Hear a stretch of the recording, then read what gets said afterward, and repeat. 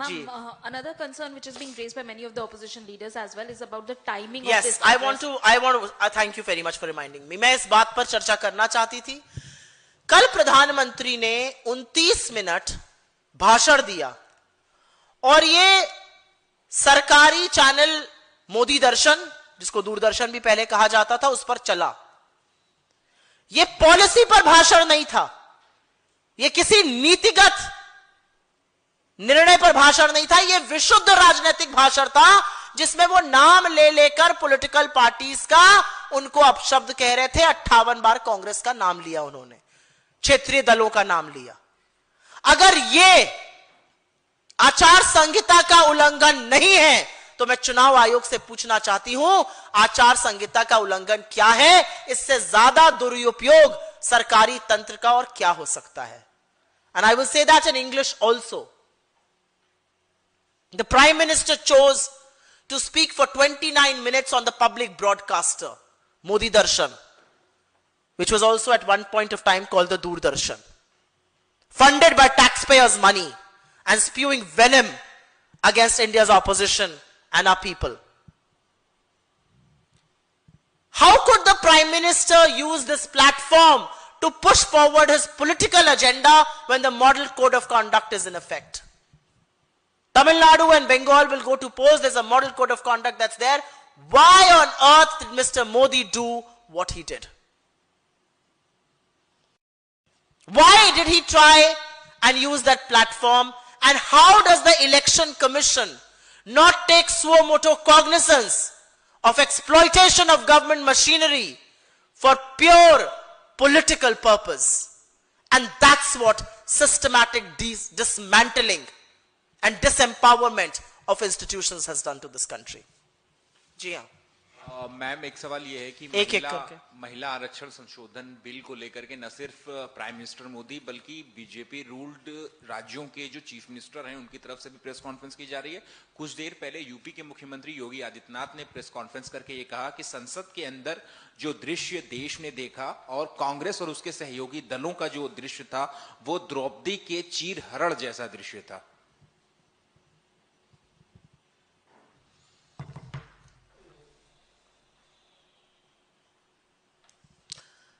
योगी आदित्यनाथ जी इस देश के सबसे ज्यादा आबादी वाले सूबे के मुख्यमंत्री हैं. जिस निर्णय को हराया गया वो परिसीमन का था और योगी आदित्यनाथ जी उसको महिला के द्रौपदी के चीरहरण से कंपेयर कर रहे हैं. आपकी नाक के नीचे हाथरस हुआ, उन्नाव हुआ, लखीमपुर हुआ. आपने संरक्षण IIT BHU में बीजेपी के IT सेल लोगों ने गैंग रेप किया. आपने क्या सजा दी इन लोगों को? और मुझे दुख है इस बात का कि योगी आदित्यनाथ जी ने बात कही. मुझे दुख है इस बात का कि नरेंद्र मोदी जी इस देश के प्रधानमंत्री हैं और उन्होंने कल अपने भाषण में 2 बार एक शब्द का प्रयोग किया, भ्रूण हत्या. जिस देश में आज भी बच्ची को उसके जन्म से पहले मार दिया जाता है क्योंकि वो एक लड़की है, जहां आज भी भ्रूण हत्या एक सच है, वहां पर इस देश का प्रधानमंत्री खड़ा होकर भ्रूण हत्या राजनीतिक हमले के लिए इस्तेमाल कर रहा है. इससे ज्यादा हल्की, इससे ज्यादा सस्ती, इससे ज्यादा छिछली और क्या बात हो सकती है? इससे ज्यादा हल्की और क्या बात हो सकती है कि योगी आदित्यनाथ जी जो 10 साल पहले तक महिला आरक्षण का विरोध करते थे, और अभी थोड़ी देर में उनका वीडियो चला भी दूंगी यहां पर, वो इतनी हल्की और सस्ती बात कर रहे हैं. द्रौपदी का जब चीरहरण हुआ था ना, तो उस अन्याय के खिलाफ श्री कृष्ण ने उनकी चीर बढ़ा दी थी. एक बात याद रखिएगा, महिला अबला नहीं है. महिला अपने हक को समझती है, जानती है. वो सब देख रही है. जिन शब्दों का आप प्रयोग कर रहे हैं, जो नौटंकी आप कर रहे हैं, जो महिलाओं का आप शोषण कर रहे हैं, और जिस तरह से आप महिलाओं के पीछे छिपकर अपना विभाजनकारी एजेंडा चलाना चाहते हैं, महिलाएं सब जानती हैं. I am just looking for that video and I will give it to my team to play it so that people know कि किसने उस वक्त क्या कहा था. जी आप पूछिए सवाल. मैम, मणिपुर से मैं एक सवाल पूछना चाहूंगा। मणिपुर में फिलहाल जो स्थिति है वहां पे शटडाउन है जो if my team can hear me just send me the Yogi Adityanath video please. जी हाँ, मणिपुर में एक बार फिर जो है शटडाउन की स्थिति है, वहां पे सभी दुकानें सड़कें बंद हैं। जिस तरह से बॉम्ब ब्लास्ट हुआ और उसके बाद आरोपियों की गिरफ्तारी की मांग एक कम्युनिटी वहां कर रही है, किस तरह से मणिपुर की स्थिति को आप देख पा रही हैं इस समय और क्या सरकार से मांग करेंगी? मणिपुर इस देश का हिस्सा है।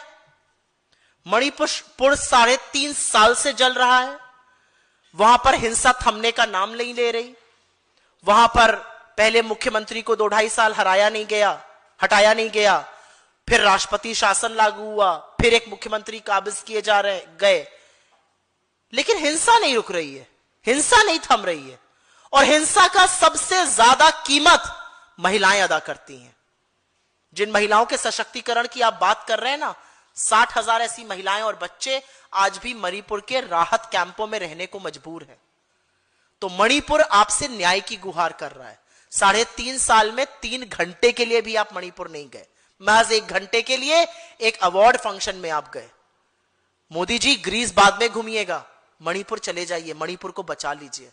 विभाजन बाद में करिएगा, फ्लॉड अनडेमोक्रेटिक डिलिमिटेशन बाद में लाइएगा, मणिपुर को बचा लीजिए।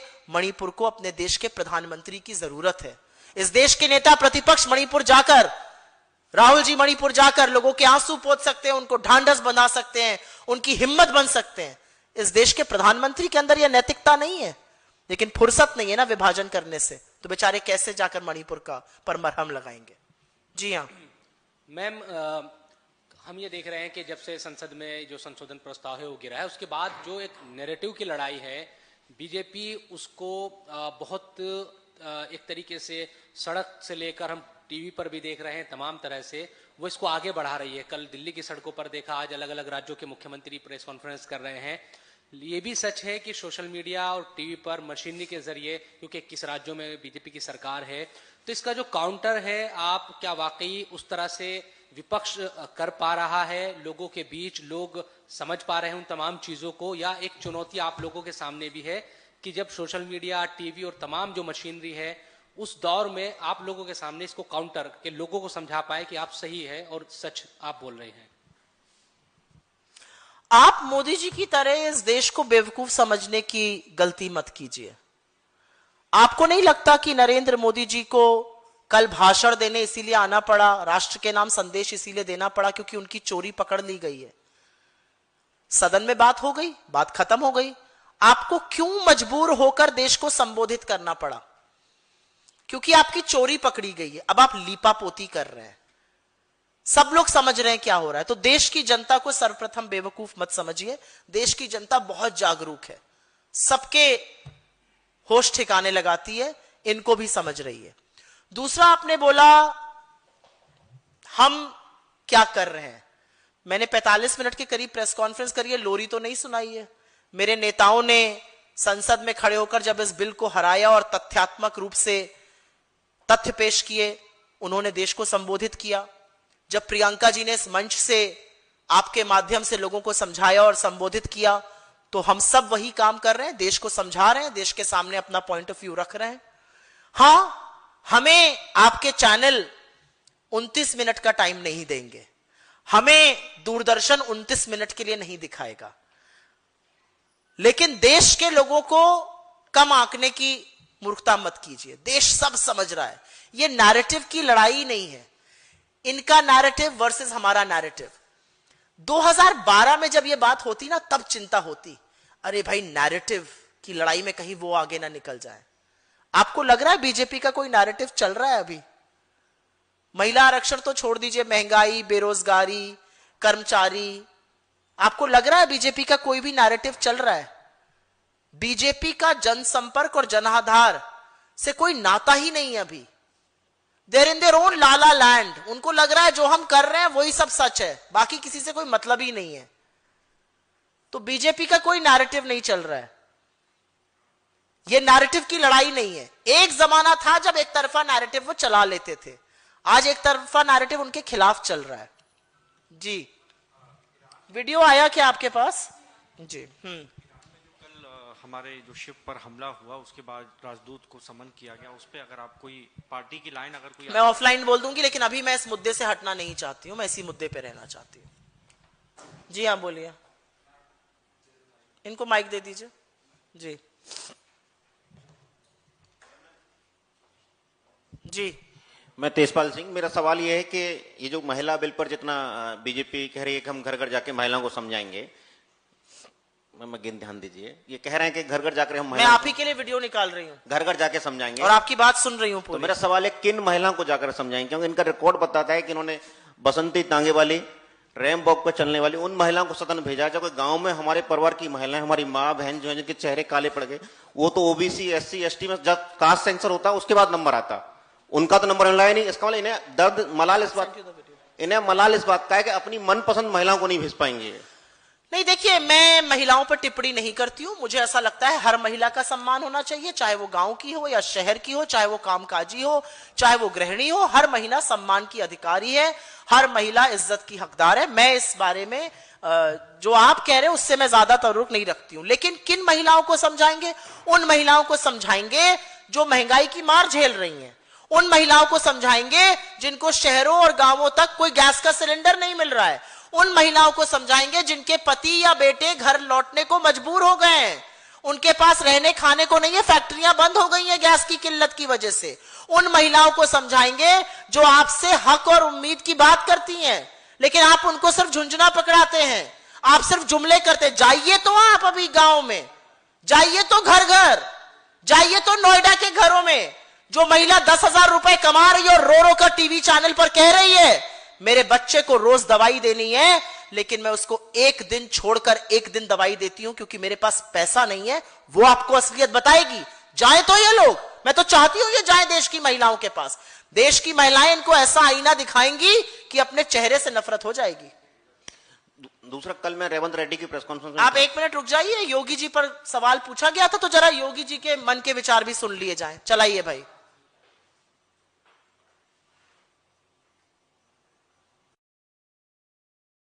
आवाज नहीं है, चलिए आप तब तक सेट करिए, आप सवाल पूछिए।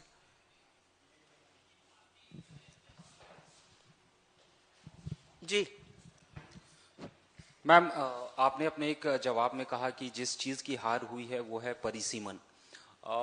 पार्टी लाइन क्या कहती है मैम? क्योंकि ऐसा लगता है कि विपक्ष अभी मुद्दा ये है कि ये परिसीमन जो है वो महिला आरक्षण बिल से जोड़ के देखा जा रहा है। क्या कांग्रेस को ये लगता है कि परिसीमन अब इतने बड़े देश में समय की मांग है?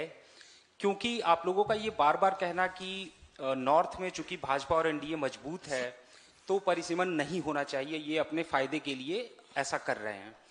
लेकिन जब आप ऐसा कहती हैं तो क्या ऐसा नहीं है कि आप लोग भाजपा और एनडीए के लिए प्रचार कर रहे हैं? कांग्रेस का एक ही मत है, मैं सवाल समझ गई आपका। कांग्रेस का एक ही मत है कि जो भी निर्णय हो वो विभाजनकारी नहीं हो सकता है, वो दक्षिण की राज्यों की, छोटे राज्यों की, पूर्वोत्तर के राज्यों की आवाज का दमन नहीं कर सकता है। और जो ये करना चाह रहे थे उससे उनकी आवाज कम होती, उनकी आवाज को स्टाइफल किया जाता, उनकी आवाज का दमन होता, उनके प्रतिनिधित्व को कम किया जाता। कांग्रेस पार्टी का स्टैंड बिल्कुल क्लियर है। आप छोटे राज्य हो, आप बड़े राज्य हो, आप हिंदी भाषी हो, आप गैर हिंदी भाषी हो, हम सबकी एक भूमिका इस देश के को चलाने में है। हम सब एकजुट होकर भारत को बनाते हैं और मुझे लगता है जीत जो है वो इस देश की अखंडता की, एकजुटता की और एकता की हुई है। जो संघीय ढांचे पर प्रहार करने ये जा रहे थे उसकी जीत हुई है। हमारे संघीय ढांचे को सुरक्षित रखना और संविधान को मुस्तैदी से कायम रखना ये हमारा कर्तव्य है और कांग्रेस पार्टी इसके लिए प्रतिबद्ध है। जी सवाल था यहां पे किसी का? हाँ चला दीजिए वीडियो। ये पार्टी पहले अपने स्तर पर इस पर चर्चा करे। संसद में चर्चा होने से पहले पार्टियों को अपने स्तर पर इसको, पार्टी में अगर आंतरिक लोकतंत्र है तो जनप्रतिनिधियों की बातों को सुना जाए, उनके तथ्यों पर गौर किया जाए। भाई योगी आदित्यनाथ जी बीजेपी के सांसद गोरखपुर से अपनी पार्टी को बोल रहे हैं पार्टी में चर्चा कीजिए। पार्टी का ट्रैक रिकॉर्ड मैंने आपको बता दिया। सारे दलों में सबसे कम प्रोपोर्शनेट रिप्रेजेंटेशन विमेन का इस लोकसभा में बीजेपी का 12.9%, लोकसभा के एवरेज 13.6% से कम। विधायकों में 9.9%, देश के एवरेज से कम। तो आईना तो यही दिखा रहे हैं और ये आ जाकर बात कर रहे हैं, द्रौपदी के चीरहरण जैसे शब्दों का प्रयोग कर रहे हैं। द्रौपदी के चीरहरण पे सारे सभ्य समाज का सिर झुका होना चाहिए, उसका नाम नहीं लेना चाहिए। यह असलियत है। जी हां, इनको माइक दे दीजिए भाई, लास्ट, इसके बाद खत्म करेंगे, बहुत लंबा हो गया। जी, क्या मैं अपने राजनीतिक हित को साधने के उद्देश्य से भारत को गणराज्य बोला तो उन राज्यों को छोटे छोटे टुकड़ों में बांटने की साजिश की तरफ नहीं जाता है जो मुझे जो कहना था मैंने परिसीमन मैं रेवंत रेड्डी की प्रेस कॉन्फ्रेंस था, बहुत सी बातें उन्होंने नहीं कही, लेकिन हम समझ सकते हैं वो उनका इशारा बार बार था कि हम आर्थिक रूप से आप लोगों से बहुत, उत्तर भारत से बहुत मजबूत हैं। धन्यवाद के साथ। अब जो बातें आपने समझ ली वो आप रिपोर्ट करिए, मुझे क्यों समझा रहे हैं, मुझे क्यों बोल रहे हैं? आप प्रबुद्ध पत्रकार हैं। मेरा अपना मानना है कि हर राज्य का, चाहे वो यूपी हो, बिहार हो, मणिपुर हो, मेघालय हो, तेलंगाना हो, कर्नाटका हो, केरल हो, आप किसी भी राज्य की बात करिए, जो हिंदुस्तान का एक बड़ा खूबसूरत गुलदस्ता है ना, उसमें सब बड़े सुंदर सुंदर फूल है। एक भी फूल के बिना वो गुलदस्ता अधूरा है। तो कुछ फूलों को मुरझाने के लिए मजबूर ना किया जाए कि वो फूल बेचारे, उनकी आवाज कम हो जाए, उनका पोषण कम हो जाए। क्यों ऐसा हो? इसमें क्या गलत बात कह रहा है कोई? बहुत बहुत धन्यवाद आपका, शुक्रिया।